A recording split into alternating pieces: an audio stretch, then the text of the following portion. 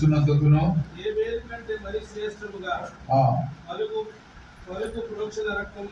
రక్తమునకును మీరు వచ్చి ఉన్నారు. ఎక్కడికి వచ్చి ఉన్నారు? సియోను. సియోన్ అంటే ఎన్ని అర్థాలు మన కొరకు రాయబడి ఉంది. పరలోకపు యెరూషలేము, వెవ్వేల దేవదూతల యొద్దకు, జ్యేష్ఠుల సంఘమునకు, వారి మహోత్సవమునకు, అందరి న్యాయాధిపతి అయిన దేవుని యొద్దకు, సంపూర్ణ సిద్ధి పొందిన నీతిమంతుల ఆత్మల యొద్దకు, కొత్త నిబంధనకు మధ్యవర్తి అయిన యేసునొద్దకు, ఏబేలు కంటే మరి శ్రేష్టముగా పలుకు ప్రోక్షణ రక్తమునకు మీరు వచ్చి ఉన్నారు. ఎన్ని ఆధిక్యతలు, ఎంత గొప్ప స్థానం దేవుడు మనకిచ్చాడు. అందుకే సియోన్ అంటే నిజమైన సంఘం. అందరూ చెప్పండి, సియోన్ అంటే నిజమైన సంఘం. అది మనకు ఒక గొప్ప ఆధిక్యత. కాబట్టి మన జీవితంలో మనము దేవునికి ఒక సాక్షిగా ఉండడానికి దేవుడు మనకు ఒక గొప్ప ఆధిక్యత ఇచ్చాడు. రక్షణ పొంది దేవుని సంఘంలో చేర్చబడి యేసు ప్రభువారు ఉండే స్థలము, యేసు ప్రభువారు రాజుగా ఉండే స్థలానికి మనం వచ్చాం.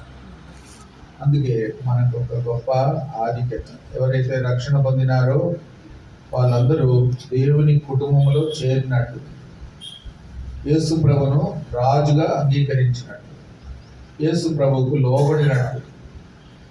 ఎవరైతే ఇంకా యేసు ప్రభుని అంగీకరించలేదో వాళ్ళు ఇంకా లోబడకుండా ఉంటారు. వాళ్ళకు ఒకరోజు శిక్ష ఉంటుంది, నరకం ఉంటుంది. అట్లా ఉండవద్దు. అందరూ యేసు ప్రభుని అంగీకరించాలా, పాపాలు ఒప్పుకోవాలా, యేసు ప్రభును రాజుగా హృదయంలో చేర్చుకోవాలి. అప్పుడు మనం దేవుని బిడ్డలతో కూడా కలిసి ఉంటాం, దేవుని సంఘముతో కలిసి ఉంటాం, దేవుని రాజ్యానికి మనం వారసులు అవుతాం. కాబట్టి సియోన్ గురించి ఎన్నో మంచి మాటలు రాయబడి ఉంది. అందుకే మనం దేవుని స్తుతించాలి. దేవా, నన్ను బయట నుండి, విదేశం నుండి పరాయివాడుగా ఉన్న నన్ను సియోనులో చేర్చారు, దేవుని కుటుంబంలో చేర్చారు.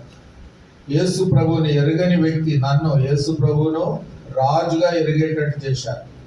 నాకు ఇంత గొప్ప ఆధిక్యత ఇచ్చినందుకు వందనాలు. ఇప్పుడు యేసు ప్రభువే నాకు రాజు. ఆయన రాజ్యములో కూడా నేను ఉంటాను యుగ యుగాలు, ఎప్పటికీ. అది కూడా నాకు ఒక ఆధిక్యత. కాబట్టి దేవుడిచ్చిన ఆధిక్యతను మనం మరవకూడదు.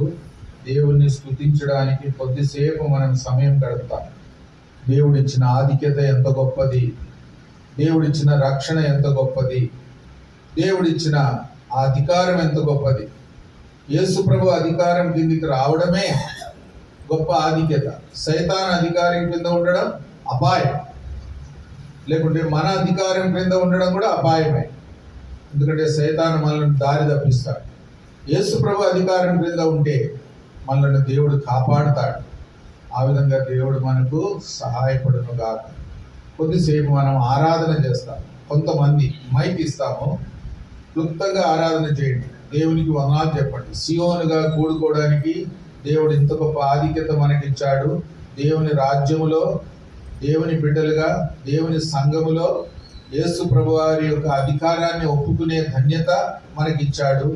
మరి సైతాన్ అధికారం కింద ఉండిన మనము యేసు ప్రభు అధికారం క్రిందికి రావడం ఎంతో గొప్ప ఆధిక్యత.